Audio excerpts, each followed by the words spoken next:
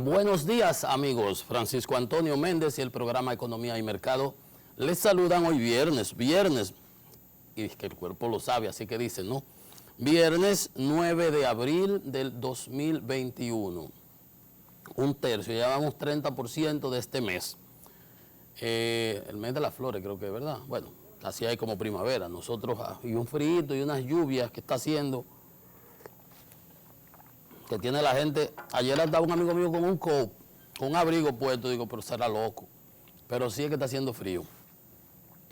Miren, señores, en el tema, en el ambiente dominicano, el tema de la salud, el tema de la salubridad, el tema de la seguridad, sanidad pública, tiene bastante trascendencia porque modula todos los otros aspectos de la vida nacional. En estos días, recuerdan ustedes, se anunciaba que de las muestras tomadas a los jóvenes 18 a 30 años, el 73% daba señales de tuberculosis por el uso de las jucas. Y yo decía, éramos muchos, como dice el refrán, y parió la abuela. O sea, porque hay otra variante de eso que dice que al dedo malo todo se le pega. Pero eso es negativismo. Pero al fin del día, si uno se pone a analizar, una cosa viene también atada de la otra.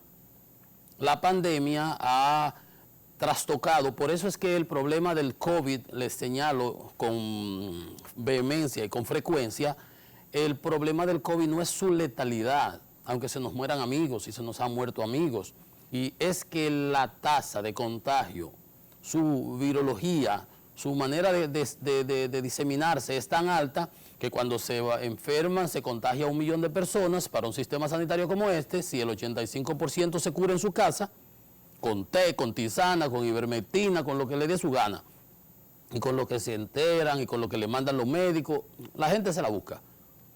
Ese otro 15%, que es el que se le complica, que va a parar a los hospitales, si fue 1 millón que se contagiaron, estamos hablando que son 150.000 personas. Que si tú lo pones en un horizonte temporal, es mucho. Entonces saturan los sistemas médicos, entonces llenan las unidades de cuidados intensivos, que por lo normal, una unidad de cuidado intensivo, vienen donde se ingresan los pacientes que salen de los postquirúrgicos, el que se puso malo, que está grave, que hay que hacerle una intervención y lo mantienen en cuidado, en estado crítico, en una unidad de cuidados intensivos.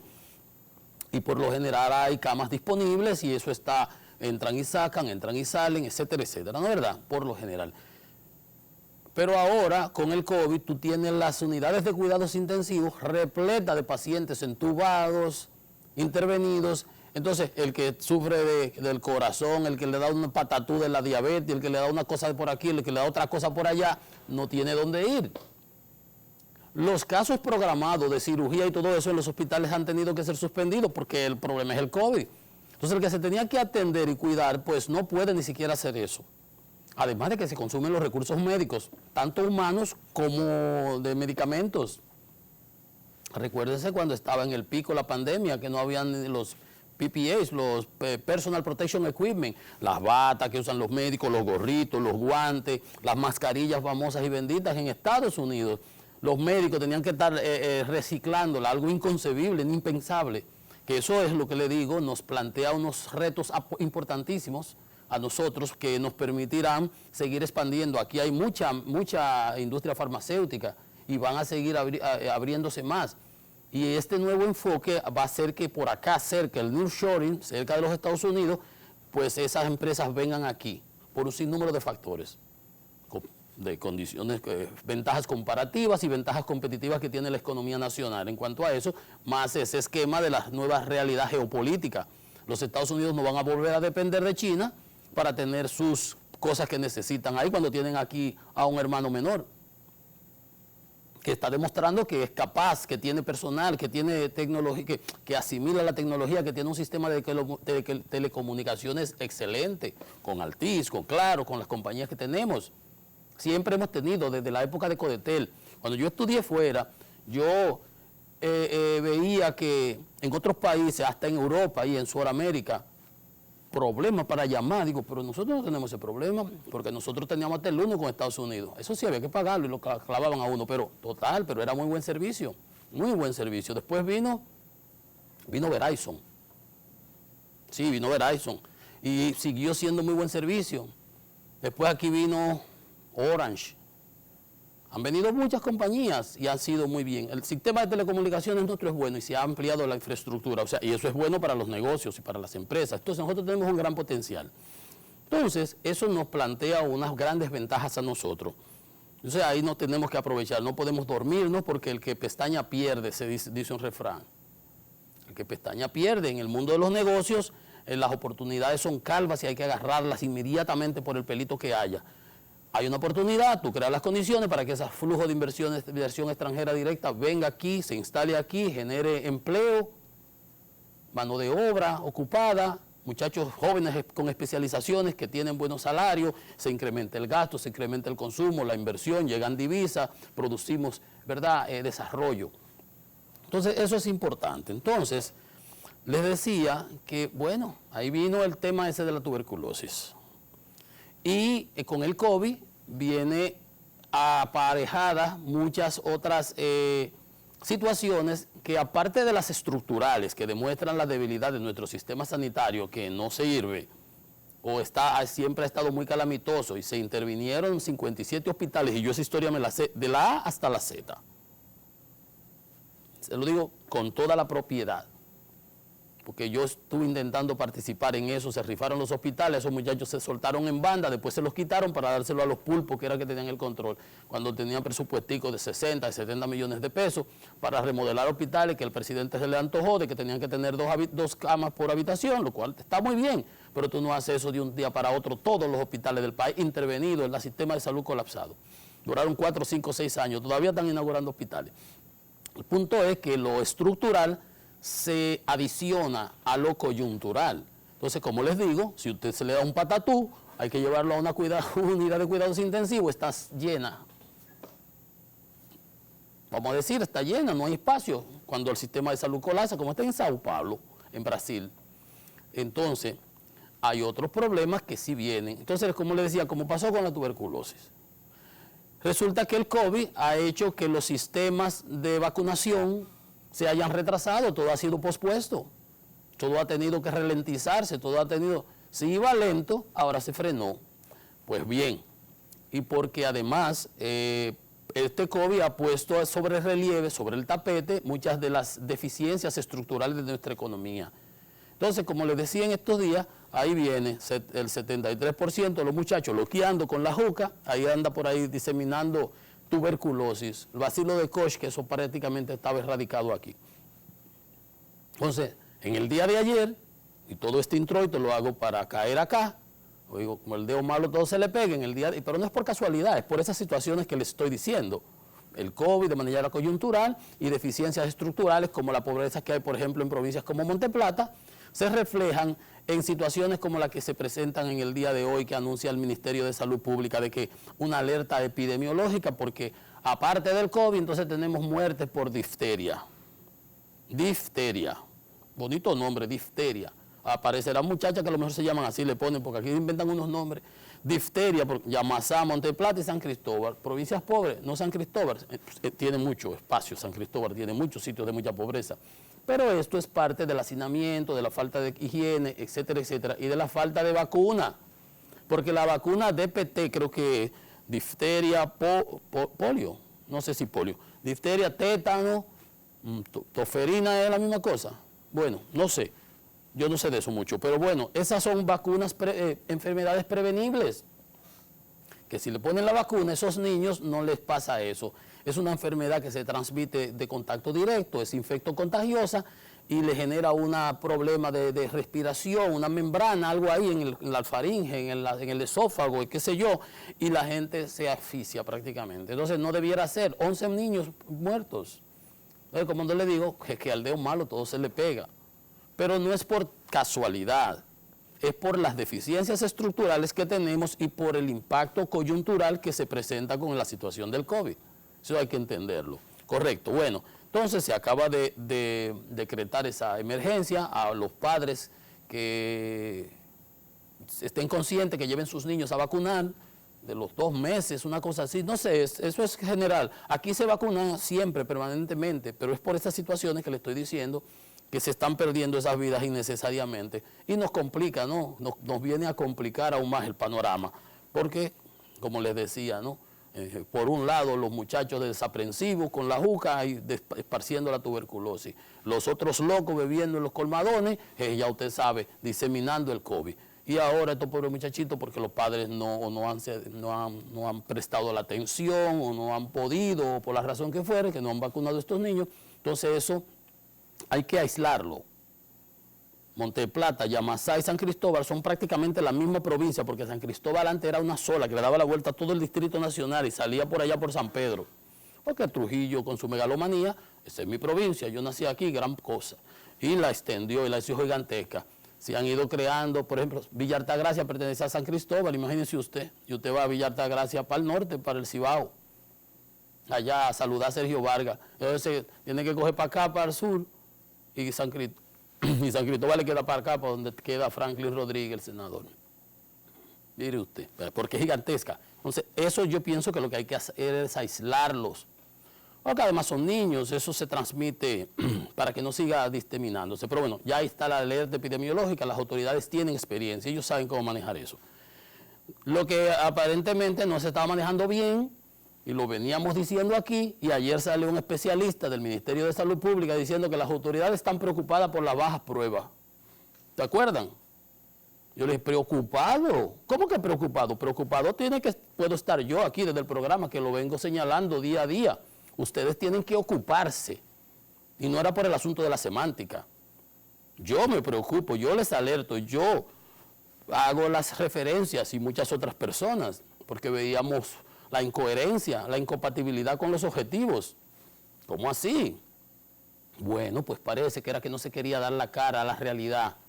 No se quería ver antes de la Semana Santa para no tener que tomar alguna medida, presumo yo, que hubiera sido obligatoria. Ya Puerto Rico tiró para atrás las clases presenciales, lo anunció ayer el gobernador, para atrás, no hay clases presenciales, vamos de manera virtual, porque se están expandiendo los casos de COVID, la positividad.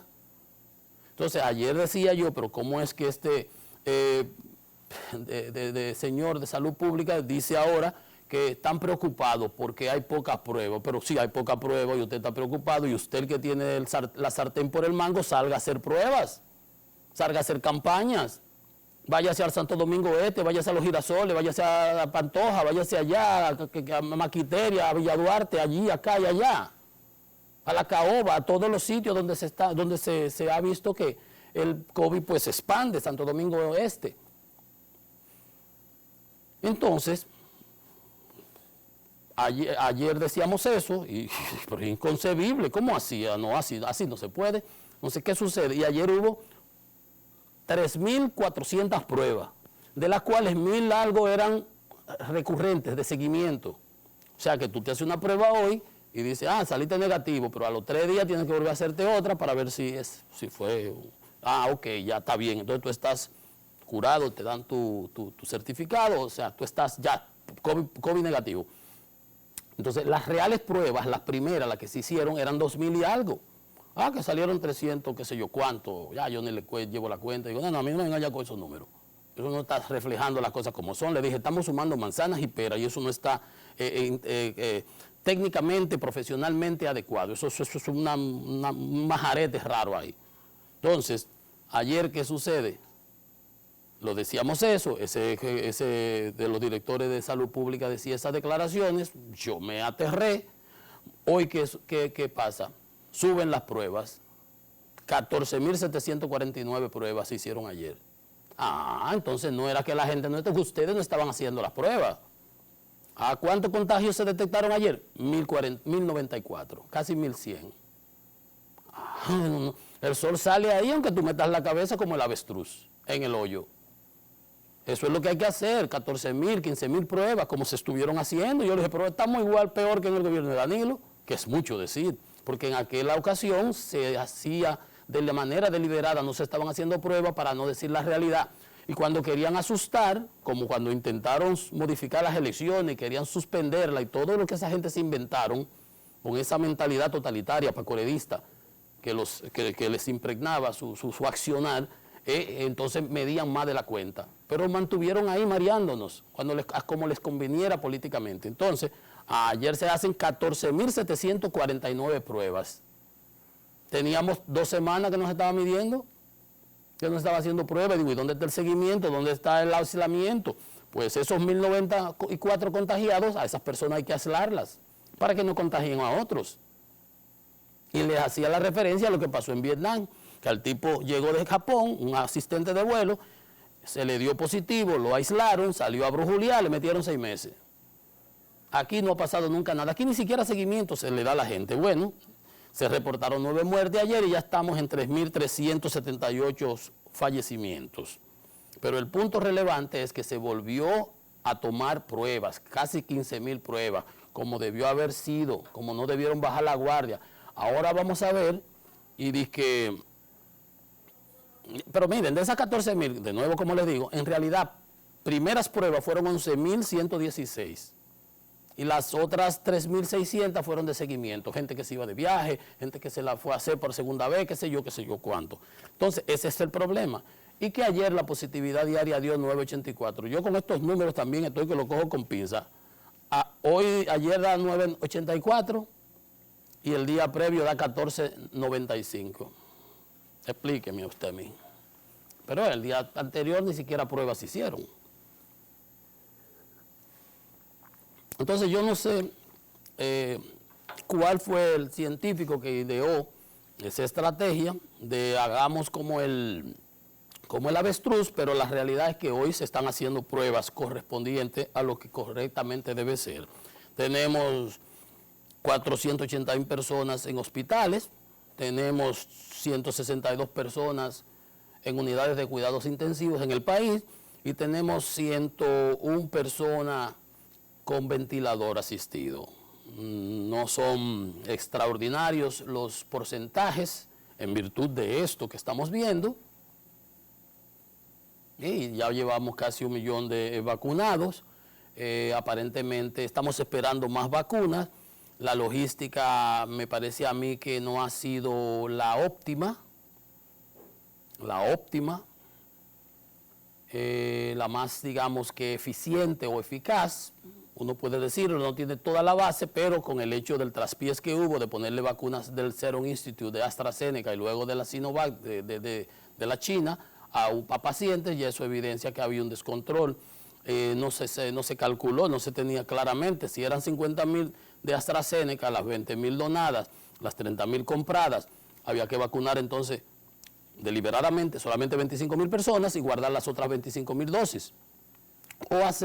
O si lo hiciste de manera concienzuda, como se está haciendo en la India o como se está haciendo en el Reino Unido, que le aplicas la primera dosis y a las 12 semanas le aplicas la segunda dosis, o sea, en 3 meses, pues podía haberle aplicado las 50.000 y en esos 3 meses se entiende que podías asumir, ¿no?, la apuesta de que ibas a conseguir las otras 50.000 para que esas personas recibieran su misma vacuna, para que no se desperdicie, porque ahora lo que se ha hecho es un desperdicio, faltando vacunas. Hay muchas historias, muchas personas que se han vacunado sin estar en la lista. Yo estoy inscrito y me dijeron que no me cabe, que no entro. Estoy loco que me llegue mi turno para ponerme la vacuna. En Estados Unidos te la están poniendo en CVS, en Walgreens, en las farmacias. Ya eso está rápido. A todo el mundo, ya hay unas restricciones de edad para ponerse las vacunas. Pero, en todo caso, aquí estamos todavía esperando que nos lleguen. Esa es la situación. Nos llegó de la COVAX, de la de OMS, y vamos a seguir dándole seguimiento a eso. Mientras tanto, la realidad del COVID, y por eso es que debemos tratar de no relajar con esto, es que nosotros perdimos 26 millones de empleos en Latinoamérica. La tasa de desocupación pasó de 57% a 51%, la tasa de ocupación. Esos son 26 millones de personas que dejaron de recibir ingresos. Y al dejar de recibir ingresos, pues tuvieron que o disminuir su consumo o eliminar muchos de sus consumos. Y si esas personas dejan de comprar lo que consumen habitualmente, eso afecta a otras empresas que producen esos productos que tú consumes habitualmente. Entonces, esas empresas tienen que reducir su personal o, en todo caso, también cierran. Y entonces se hace una cadena, una tras otra. Por eso se produce el efecto contrario, virtuoso, cuando el gobierno, el Banco Central, inyecta esas facilidades de liquidez, esos 215.000 millones, casi un 5% del Producto Interno Bruto, que se le inyectaron a la economía para que las empresas pudieran subsistir, para que los empleados, con el fase 1, con el fase 2, pudieran tener un respiro, poder seguir consumiendo los bienes básicos de su subsistencia, y con todo y eso, solamente pudimos hacer que casi 500.000, 560 o 580 y tantos mil por ahí, casi 600.000, no cayeran por debajo de la línea de la pobreza monetaria, que es un nivel de ingreso que lo que ganas no te alcanza para cubrir las necesidades básicas mínimas, perentorias, esenciales. No te da. Entonces, pudimos evitar con esos apoyos de los gubernamentales que eso sucediera. Casi 600.000 personas se mantuvieron ahí flotando, con el agua aquí, ahí. Pero hubo 260.000 personas que cayeron por debajo de la línea de la pobreza, que el agua le llegó aquí, que no generan lo suficiente para cubrir sus necesidades básicas. Y en ese rango uno no sabe si es para dejar la cena o para dejar el almuerzo, o si es que comen un solo día o lo que sea, o sea, ya ustedes saben cuál es el impacto. Entonces, perdimos los empleos formales, los informales. Entonces, esa es la realidad. Entonces, que en el caso, como en el caso nuestro, como le hacía el análisis de lo estructural y lo coyuntural, por ejemplo, el presidente Bolsonaro dice, ¿qué podemos hacer a lo hecho pecho, al agua derramada? Ahora sí, ese sinvergüenza, el de Brasil. Pero sin embargo, el presidente del Perú dice, como Estado hemos fallado. Dice que a pesar del crecimiento económico sostenido que tuvo Perú, bastante importante, bueno, de hecho, Perú, Panamá y una de las islitas, en estos días veía, no sé si era Bermuda, Trinidad, Tobago, una isla de esa, son las que van a tener mayor crecimiento por encima de República Dominicana. Dice, a pesar del crecimiento económico sostenido que tuvo Perú durante varios años, no se aprovechó para hacer una inversión adecuada en el sistema de salud pública. Y eso es una situación que tú la puedes extrapolar a las diversas economías nacionales, a los Estados Unidos. Usted oye de hablar de Estados Unidos, pero allá hay hospitales hechos hace 50 años, que se han hecho las remodelaciones. Por eso el presidente Biden está proponiendo ese plan, porque usted nada más oye que el Cleveland Hospital, que el General Mass, el de Massachusetts, que apéndice de la MIT, y así, hospitales así que tú conoces, el Mount Sinai y muchos privados, pero el sistema público no está como debe estar. Y eso ha pasado en muchos países. Además, nadie estaba preparado para, ¿verdad?, la luz que vino. Nadie está preparado para un tsunami. Eso está claro. Sin embargo, pero que eso que dice el presidente de Perú ha sacado en evidencia las debilidades que nosotros hemos tenido en educación, en salud, etcétera, y plantean las nuevas prioridades. Ha hablado. Es como dice, el juego habló. Ajá, como si tuviéramos, cuando están jugando pelota, dice, el juego habló, que dicen los que saben de pelota, que están ahí. Ya el juego habló. El juego habló. Ha quedado en evidencia cuáles son las necesidades fundamentales en las que los gobiernos nuestros tienen que ubicarse, tienen que dedicar recursos. Y para dedicar recursos a esas necesidades básicas, no a inventos traídos por la greña y por ejemplo, Punta Catalina. ¿Por qué el gobierno tenía que embarcarse a hacer Punta Catalina cuando eso lo puede hacer el sector privado? Ah, no, buscaron las miles de excusas, porque había una búsqueda, porque había un negocio y además porque, ¿verdad? Eso lo pudo haber hecho el sector privado. Eje Jaina, AES acaba de anunciar que va a hacer 200 megavatios en los próximos años, que va a invertir 350 millones de dólares más en un tanque de regasificación como el que está ahí en Punta Caucedo, que usted lo ve cuando va por el malecón, que ve ese tanque grandote blanco allá en la lontananza. Esas son las cosas que el gobierno no tiene por qué dedicarse a endeudar el país con. Eso no salió, esa planta que está con el lío todos los días esa, de Punta Catalina, en casi 4.000 millones de dólares. Usted verá cuando salga la auditoría. Peso a cabo de Túbano. Si uno sabe de eso. Uno sabe de eso. Si meten todos los costos que hubo ahí, entre asesoría, soborno, terreno, estudios, aquí, acá y acá, que no se ha transparentado, ha sido una mala palabra, digo, esa planta se mete en casi 4.000 millones de dólares. Tenía el gobierno que buscar 4.000 millones de dólares para eso, que durante 3 años mantuvo la tarifa elevada en más de un 30% y los recursos del subsidio eléctrico se lo transfería allí a Punta Catalina, afectando el tipo de cambio. No, para nada.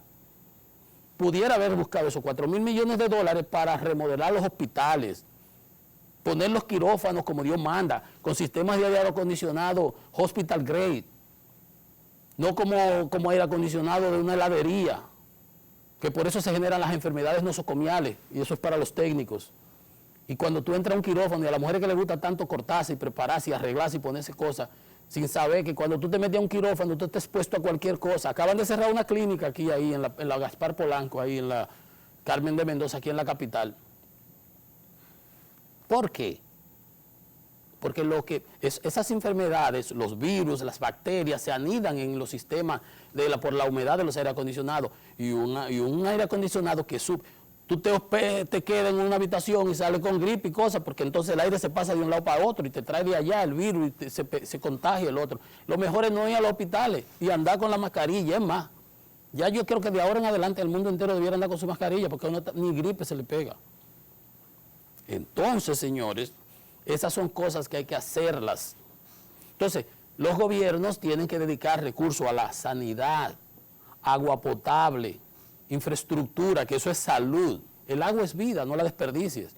Y dejar que el sector privado, bueno, las alianzas públicas-privadas que ha anunciado el presidente, el gobierno, ese enfoque es adecuado. Lo que se hizo aquí con la capitalización. Hoy tú sabes el dinero que le ha dejado al país ese proyecto, es Jaina. El Estado es socio en el 50%. Fomper, que se dijo que se iba a desaparecer, más de 26.000 millones de beneficios ha recibido el Estado de Fomper. Ah, que el dinero lo cogían y hay personas hasta sometidas por eso. Ah, pero eso es otra cosa. Son otros 500.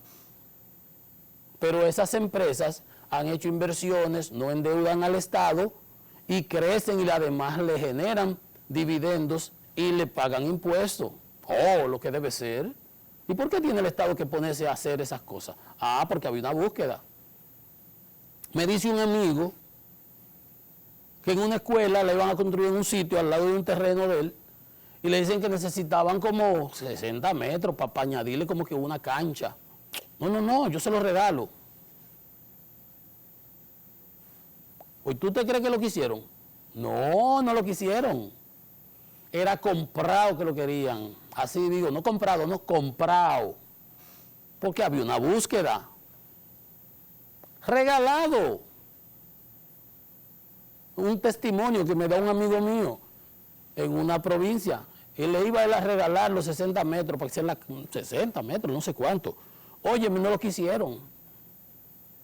Entonces lo llevaron a la escuela para otro lado. O sea, la construcción. Y seguramente buscaron una ciénaga por ahí, de esas que están ahora con los líos que tiene el presidente. 557 escuelas que tienen un problema porque se necesita más del 25% del presupuesto inicial para poderlas terminar. ¿Sabe usted lo que estamos hablando? Ah, porque una búsqueda. Y anda el otro haciéndose el ofendido porque Fulcar le dice que ahí lo que el 4% fue para hacer negocio. Sí, para hacer negocio y hacer megalomanías proyectadas de que presidente. ¿A quién le dijo a usted que usted llega presidente? Ni de Rotario, amigo. Ni de los clubes Rotarios que hay en los pueblos. Ah, no, pero lo ponen con un presupuesto, un saco de cuarto y el lambonismo al lado y venga, nombra y nómbrame aquí y allí y allá y se creen ellos mismos eso. Se creen eso, señores. Hay que saber lo que es el Estado, hay que saber lo que es el poder. A mí una vez me llegó uno de esos limpiasacos, un muchacho. Me encantaba porque me ponía a reír, era un cuasi payaso, pero de payaso no tenía nada, tenía las espuelas de este tamaño. Me llegó un día con una foto mía. Mister, mire, ¿qué es eso? Y que yo senador, digo, senador de tú. Ah, pero ya no, un ascenso recibe cuando le llega a uno ahí de esos limpiasacos. Ah, así es que piensan.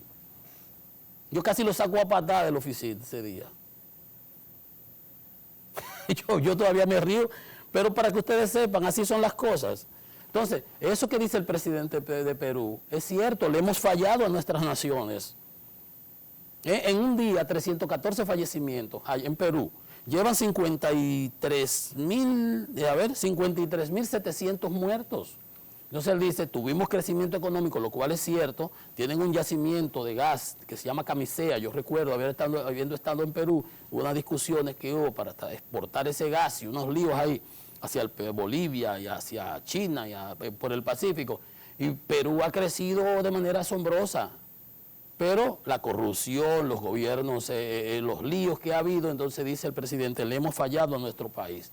No se han hecho las inversiones en infraestructura y mire ustedes cómo estamos y ahora lo estamos pagando. Lo estamos pagando. Bien, amigos, he hablado un poco de COVID, de todo eso. Estamos esperando las vacunas adicionales y vamos a seguir dándole seguimiento a todos esos temas, pero hagamos una pausa y volvemos en breve con más en Economía y Mercado.